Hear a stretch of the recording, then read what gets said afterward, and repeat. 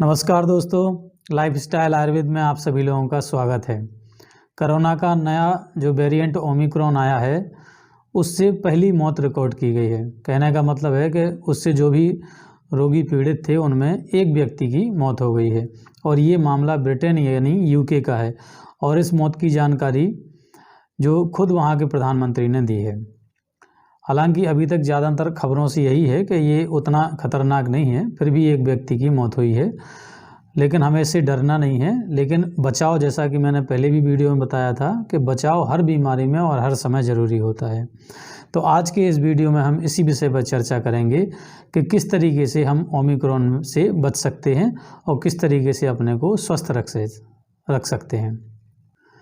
तो जब भी किसी बीमारी से बचाव की या उसके चिकित्सा की बात आती है तो 3 प्रकार की चीज़ें हमेशा जो है सामने आती हैं।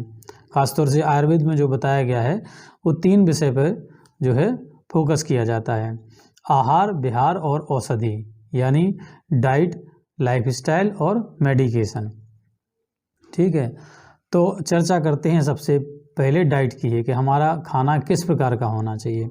तो सबसे पहले तो ये है कि बाहर का खाना, स्ट्रीट फूड वगैरह जितने भी होते हैं, ठीक है, फास्ट फूड होते हैं, पिज़्ज़ा बर्गर वगैरह, इन सबको हमें नहीं खाना है या बहुत कम से कम खाना है। ठीक है, और जितने ठंडी चीज़ें हैं, चाहे आइसक्रीम है, कोल्ड ड्रिंक है, खैर ये ठंडी का मौसम है तो ज़्यादातर लोग तो इसको नहीं लेते हैं, लेकिन इस मौसम में भी कुछ लोग जो है कोल्ड ड्रिंक और आइसक्रीम का सेवन करते हैं, तो वो इस तरीके की चीज़ों का सेवन ना करें। ठीक है, और कोई भी चीज़ ठंडी होती है, जैसे ठंडे फल हैं, जैसे केला, ख़ास तौर से उनके लिए नुकसानदायक होता है जिनको बार बार सर्दी जुकाम होता है, तो वो केले का सेवन ना करें। ठीक है, अब जिनको बार बार सर्दी जुकाम होता है उनके लिए सलाद में जो है कच्चा प्याज नहीं खाना है, मक्खन नहीं खाना है। ठीक है, ऐसे लोगों के लिए मक्खन बहुत नुकसानदेह होता है। और इस मौसम में आने वाला जो है मूली नहीं खाना है।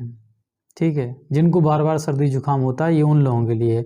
बाकी सभी लोगों के लिए इस मौसम में जितने भी जो फल हैं, सब्जियां हैं, वो सभी खाएं, कोई दिक्कत नहीं है। ठीक है, लेकिन अगर किसी प्रकार की खाने से किसी को एलर्जी है या कोई समस्या है तो वो ये उसका व्यक्तिगत मामला है। तो अगर आपको पता है कि भाई हमें ये खाने से ये समस्या होती है तो आप वो चीज़ ना खाएं। ठीक है, तो ये तो हो गया कि क्या नहीं करना है। तो अब किस प्रकार का खाना खाना चाहिए? तो सादा और सुपाच्य भोजन खाइए, सभी प्रकार की हरी सब्जियां खाइए। ठीक है, और जो भी खाना होता है वो गर्म और ताज़ा बना के खाइए, ठंडा खाना मत खाइए और फ्रिज में रखा हुआ खाना तो बिल्कुल मत खाइए। ठीक है, ये कह दिया जाता है कि भाई फ्रिज में रखा हुआ खाना है तो आप 1 घंटे बाहर रख दें फिर गर्म करके खाएं, लेकिन उसमें जो न्यूट्रिएंट्स होते हैं उनमें कमी ज़रूर आ जाती है। तो मेरा सभी को यही सलाह है कि जो है इस तरीके के खाने का सेवन ना करें, एकदम ताज़ा और गर्म खाना बनाएं और ताज़ा ताज़ा खाएं। ठीक है, अब बात आती है कि किस तरीके का पानी पिएं। तो ठंडा पानी तो एकदम नहीं पीना है और उष्णोदक पान के लिए मैंने बताया है, अपने अक्सर कई वीडियो में बताता हूँ। तो उष्णोदक का सुबह सेवन करना है सभी के लिए।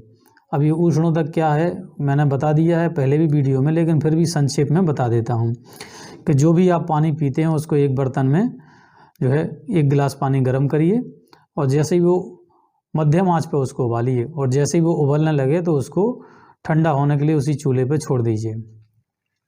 जब वो गुनगुना से थोड़ा सा गर्म रहे तो उसी गिलास में पानी भर लीजिए और उसको सुबह खाली पेट घूंट घूंट करके पीना है, 1 गिलास पूरा पानी।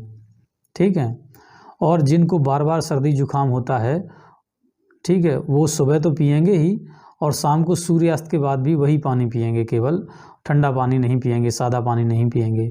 और इस समय जिन लोगों को सर्दी जुकाम है वो यही पानी दिन भर पिएंगे।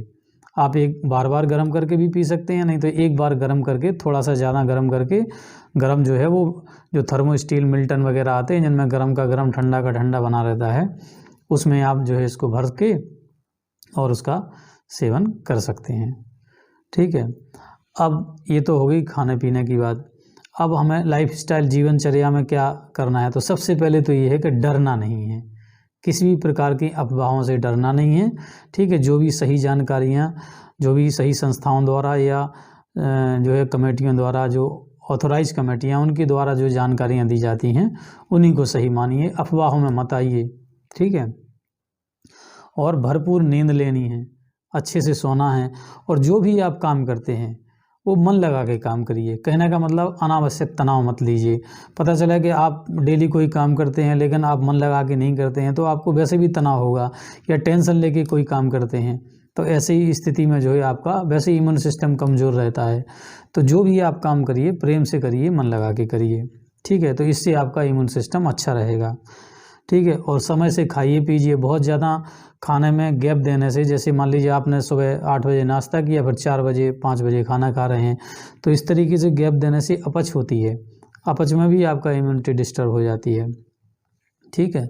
और इसके अलावा जो है आप जैसे सुबह ध्यान लगाइए, योग करिए, प्राणायाम वगैरह करिए, ये सब ज़रूर करिए, ठीक है। ये सब जो कर सकता है वो ज़रूर करे, नहीं तो खाने पीने के जो नियम बताए जा रहे हैं वो तो फॉलो करना ही करना है, ठीक है।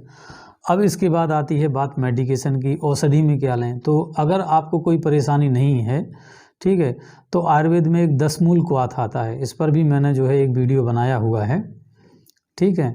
तो 10 मूल क्वाथ का सेवन आपको, अगर कोई दिक्कत नहीं है तो एक बार भी आप 10 मूल क्वाथ का अगर सेवन करते हैं तो पर्याप्त है। अब 10 मूल क्वाथ एक तो मार्केट में आपको बोतल में बंद सिरप के फॉर्म में मिलता है, बना बनाया हुआ, मैं उसको रिकमेंड नहीं करता हूँ। यूजुअली मैं किसी पेशेंट को रिकमेंड नहीं करता हूँ 10 मूल क्वाथ। अब दूसरा पैकेट में कुटी हुई छोटी छोटी लकड़ी मिलती है, उसको ताज़ा बनाया जाता है, मैं वही सभी को सजेस्ट करता हूँ। तो 250 ग्राम आधा किलो का पैकेट मिलता है। और 10 मूल का क्वाथ एक ऐसी दवा है जो ज़्यादातर कंपनियां, आपके आसपास की भी जो कंपनियां होती हैं वो ज़्यादातर सही बनाती हैं, क्योंकि बहुत अवेलेबिलिटी इसकी अच्छी है, ठीक है। तो उसमें करना क्या है कि जिनको कोई दिक्कत नहीं उनको एक ही टाइम पीना है। अब पीने का तरीका ये है उसको कि एक बर्तन में 1 गिलास पानी लीजिए, लगभग 200 ml, और उसमें उस जो है पैकेट से 6 या 7 चम्मच, जो टीस्पून होती है, ठीक है, उससे 6 या 7 चम्मच वो लकड़ी ले लीजिए और मध्यम आंच पर उसको पकाइए।